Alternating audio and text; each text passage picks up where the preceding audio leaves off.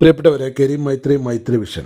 Kanhangad KSTP റോഡിൽ മത്സരയോട്ടം നടത്തുന്ന ബസ്സുകൾ അപകടകരമായ രീതിയിൽ ബസ്സുകൾ ഓടിച്ച് മത്സരയോട്ടം നടത്തുന്ന ദൃശ്യമാണ് നിങ്ങൾ കാണുന്നത്.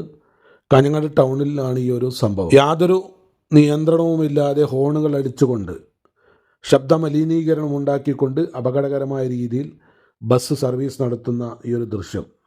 ഉത്തരവാദപ്പെട്ട അധികാരികൾ ഇതിനു വേണ്ടിയുള്ള നടപടി സ്വീകരിക്കുമോ ഇല്ലയോ എന്ന് നമുക്ക് കാത്തിരുന്ന് കാണാം.